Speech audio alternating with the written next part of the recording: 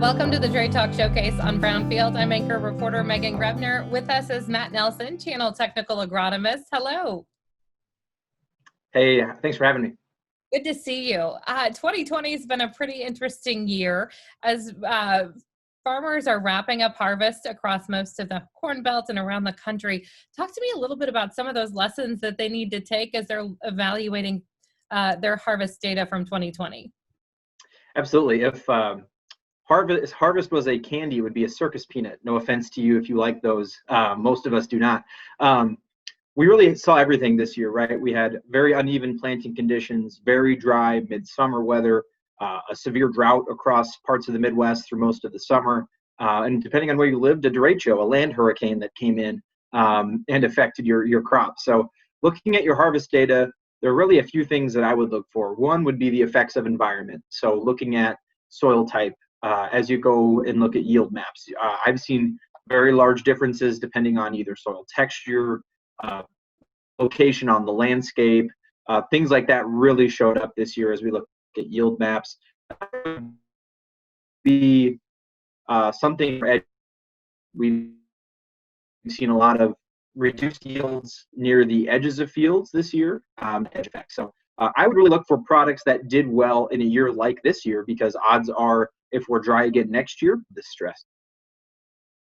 Talk to me a little bit about the importance of making sure when you're looking at this data that you're putting the right product and placing it in a field that it can perform and yield well. Absolutely.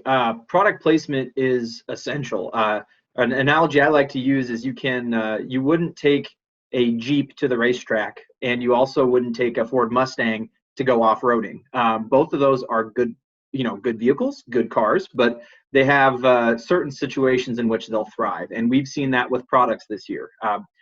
There are a lot of good hybrids out there. The key is placing them where they can succeed. So the things that I looked at this year would be ear flex, drought tolerance, stress susceptibility, and also your stalk and root strengths. And how do those play together if you've got a hybrid that maybe exceeds in terms of its drought tolerance and it has a good root system? I would look to put that on maybe a lighter soil type or an area that's well drained that may get a little drought stress during the growing season. And then if you have hybrids that need a little bit more moisture and can really take advantage of better conditions, prioritizing those onto your better acres. Response to management is key too. If you have products that will respond positively to fungicide or nitrogen or maybe irrigation, placing those in the right situations where if you can use those inputs, you'll get a better result if you can strategically place those hybrids. Matt, final thoughts as we wrap up for growers looking ahead to 2021.